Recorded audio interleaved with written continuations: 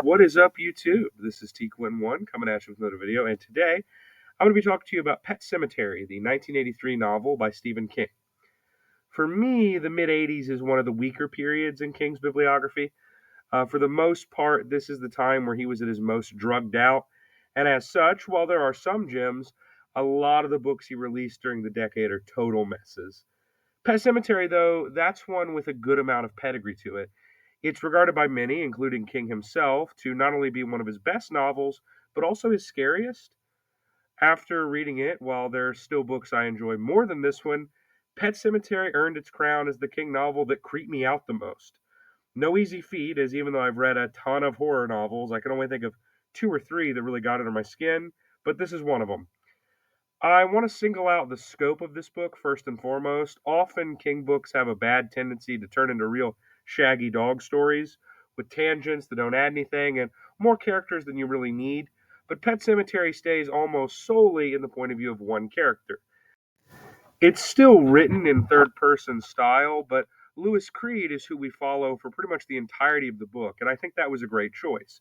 We get to know him very intimately, and he's a great everyman protagonist, and the book is paced well too, which is a compliment I rarely give to King works, frankly. It never slows too much or rushes too much either. Everything is doled out at the proper time. Obviously, King's a big fan of classical literature. There's always a lot of references.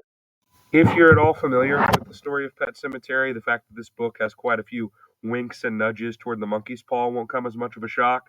But there's also a bit of connection to Sleepy Hollow, too, and as a big Washington Irving fan, I enjoyed that quite a lot. Getting back into the scares here, yeah, this is a really effective horror novel. A big part of that comes from the character work. Lewis is a good hero, and Judd Crandall has kind of become full blown iconic in terms of Stephen King characters. On the level of Alan Pangborn or Charlie McGee, he's kind of the platonic ideal of a Stephen King side character. He's a New England townie with a thick accent who also knows about a terrible supernatural secret and also has many monologues about the way things used to be. He's great. The horror in this novel is a little different from most of the King stuff in that the supernatural element is almost downplayed. Oh, the cemetery has a magical element to be sure, but that's not the scary part. Kind of like Hereditary, the scares come primarily from this family going through successive tragedies. I'm sure most of you already know the big tragic thing that happens to the Creed family, but if not, I'm not going to get into specifics. But there is a scene that is such a gut punch and so well written where Lewis is talking to one of his friends and the guy is trying to comfort him, but he's just fully numb and keeps saying stuff like, yeah, uh huh.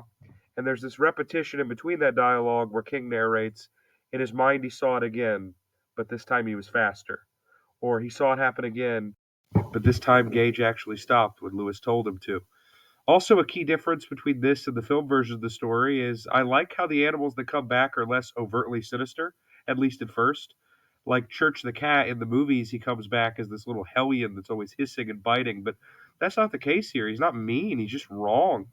There's something off about him. And that makes it far more interesting because the horror is more abstract. And also, the fact that the cemetery is not as outwardly evil from the jump makes Lewis's arc much more believable because there's just enough evidence, given how the cat or even the stories about Judd's dog didn't come back too bad, that make using it more tempting and, frankly, more terrifying. In terms of what I didn't like, I really thought the subplot involving Victor Pascal's ghost was unnecessary and, moreover, pretty stupid. There's a million ways Rachel could have been tipped off that something wasn't right at home without resorting to a message from beyond the grave. It was silly in the movies and it's silly here. Also, the story introduces a Wendigo, but it never really ties in. There's a couple scenes of characters hearing it out there in the woods, and those moments are really eerie, but like I said, they feel disconnected. I wish it tied more into the main story. That having been said, Pet Sematary is a mature tale of grief and temptation, and a real nasty piece of work from someone who might just deserve the title of Master of Horror. I'm going to give it a 9 out of 10. This is T-Quinn1 signing out.